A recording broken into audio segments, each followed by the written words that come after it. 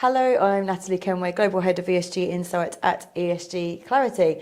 Today I'm in our brand new studios in London, joined by Rupert Pearce, co-founder of Rewired Earth, a new initiative that is aiming to tackle the problems we have with sustainability data. So thank you very much for joining us today, Rupert. Thanks, Natalie. Tell us a bit more about Rewired Earth. What's it all about? When was it launched? How did it come about?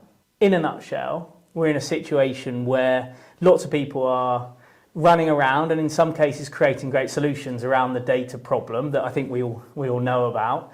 The reality is we don't think this is going to change unless there's a clear demand signal. And so when we think about a demand signal, we need to really understand where citizens generally, but specifically investors, consumers and employees, what they really care about in terms of sustainability. So we've created a tool and an app where you're going to be able to quite simply see from a UN SDG, so the UN Sustainable Development Goals, these are my priorities. This is what I care about most. Not just I care about sustainability generally, but quite specifically I care about no poverty or zero hunger or health and well-being or climate action. Because if the market understands what people really care about and what investors really care about, then they've got a clear business case to respond. So on one side we're building the tool and building the app where we can get millions of people, billions of people all over the world to tell us what they care about. And then on the flip side, using those same UN SDGs, look at the actual impact of a company and a business. So you can see on your smartphone, these are my priorities in terms of the UN SDGs, and these are how businesses, funds are actually doing compared to my priorities. So there'll be a red, amber, green square that you can say, if it's no poverty is my number one, and on the flip side, these organisations are doing incredibly well from a no poverty perspective. So it's a common language for sustainability, which is going to make things much simpler across the market, but also give businesses a real reason to change. Because when we talk about data, when we think about data right now, everything is a philanthropic action or a cost or a regulatory burden. Yeah. So there's so much burden now on businesses, but actually how do we reward businesses? Because once there's that clear demand signal, once value pools form off of those demand signals, then businesses, once they understand where their investors are looking to go, once they understand where their customers want them to be, they can create direct action to respond to that demand. And that's where CEOs, CFOs can really see the business angle and the reason to change for the better. So let's ensure sustainability in the market properly rewards people on our planet by incentivising businesses to actually change. That's so interesting. I really like the idea of linking to the UN Sustainable Development Goals. It's becoming a bit more of a common language, isn't it? So that's great. Tell us a bit more about how the app works and how, as you say, citizens use that. So the app's really simple. All we're trying to do is give people a clear mechanism for ranking those UN SDGs. So the 17 UN Sustainable Development Goals, the 17th is Partnership for the Goals. So that is the interface, that is the square that we're using to report all of this. And all you do, just like you would on Instagram in terms of selecting photos, you would select the 1 to 16, however many you care about in terms of UN SDGs. And then on the flip side, you would see the results of global population. So what do people in other countries care about? What do people of different sexes, different ethnicities to you? How do they care about? But also importantly, how do you then start getting fed information about the UN SDGs that you care about? How do you start getting recommended different funds, different investment vehicles, different pension funds, different initiatives, projects that link to your UN SDGs? So ultimately, once the impact tool is completely finished, you'll see exactly what those businesses or those funds and how they care to your UN SDGs. But while that's being set up, the app's going to be a really easy tool for you to actually say, okay, I really care about health and well-being. So these are the projects that are really focused on health and well-being, or these are the initiatives, or these are people in different parts of the world that really care about health and well-being as well. How do we actually come together? So I've often criticised for saying it could become a dating app for sustainability, but it really is an incredible way of bringing people together and ensuring that people's voices in communities right around the world do get heard. That's so interesting. I look forward to having a look at it. And tell us about the relationship with St James's Place. So SJP have been absolutely fantastic in terms of supporting what we're trying to do. And I think at the heart of it is trying to create that simplicity. So when we talk about the UN SDGs, there are problems with them, but they're the best we got, and they are adopted in 193 different countries, and more businesses are starting to understand the importance of mapping their work to the UN SDGs. So having that simple interface, having that app where you as an investment manager or you as a financial advisor or you as a wealth manager can say, actually, I really want to understand what my investors care about, what my clients, what my customers care about.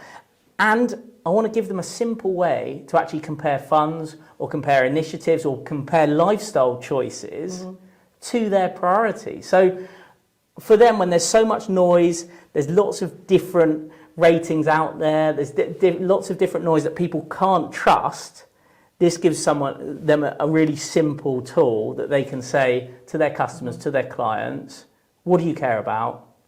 This is where you can focus your attention. This is where you can make your lifestyle decisions. So I think they're incredibly supportive, but they also see the importance of creating that common language that, and this is really important, it's not just St James's Place, it's not just SJP saying this is the right answer. This has to be adopted across the industry, because then you've got that comparability and that transparency that everyone is using the same tool.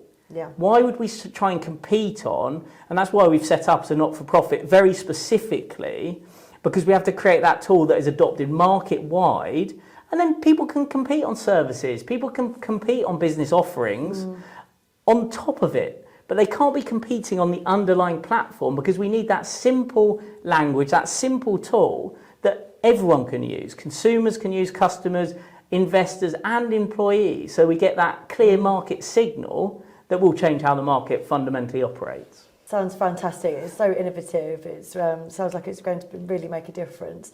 What happens if we don't get this right? What happens in the future? All of the reports, and we look at 1.5 degrees from a carbon perspective, the reality is we're missing that now, and we all need to work harder. I think top climate scientists that we're working with are saying it is going to become very apparent in the next 12 to 24 months, even if it's not now, if we look at just this past summer, that climate change is real and that we've got to work harder to solve this problem. And I think water is going to become, if we talk about GHG or carbon, actually water is going to become a bigger problem more quickly. So again, net zero is really important and we should be focusing on that. But actually we need to think about how this is an interconnected problem, and we need systemic change, and that's where the UN SDGs come in, because we need to stop focusing on one specific area. We need to think about how these pieces come together. So it's easy to say we're running out of time, it's easy to say a lot more work needs to be done, but that's where we need to start creating the tools. We can't just be having these conversations philosophically about we need to make the world a better place, we need to look at net zero, we need to look at targets. What are the tools? What is the technology? What is the data-focused approach that's going to solve this problem? So let's create those platforms. There's huge amount of work going on across the marketplace, but let's make businesses' job easier. Let's make asset management work for everyone. Let's ensure that businesses can speak to their customers in a way that they understand, and that businesses can report in a way that's really going to make a difference to our sustainability challenges, because right now we don't have enough solutions. We have too much talk, and we need to actually get to what is going to work for this planet, because the planet will still be here, but we might not be. There really is too much talk, isn't there? We do need that real action. So what's next for you at Rewired Earth? What's your priorities, and how can people get involved? So really exciting in terms of the tools just ready. So the app will be released before the end of the year, which we're incredibly excited about. And it's now, how do we actually get everyone agreeing this is the right platform to use across the marketplace? Because this only works if it's a joined up solution. So how do all the technology houses, all of the asset managers, wealth managers, how do all businesses start to come together and say, this is our baseline. This is how we create the demand signal. And on the flip side, this is how we look at supply. And there'll be lots of different tech solutions and regulation and standards that fit into that impact side.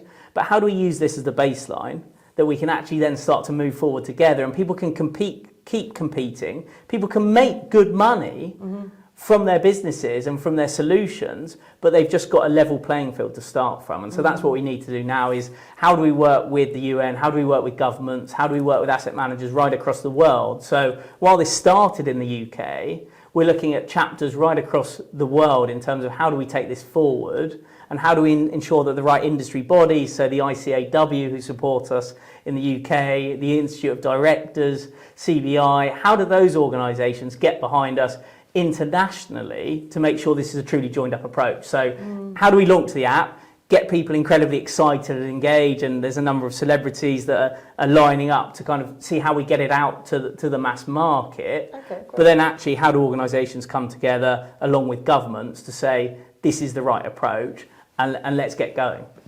Fantastic. Well, thank you for sharing that all with us and good luck with everything. Thank you very much. Thank you for having me.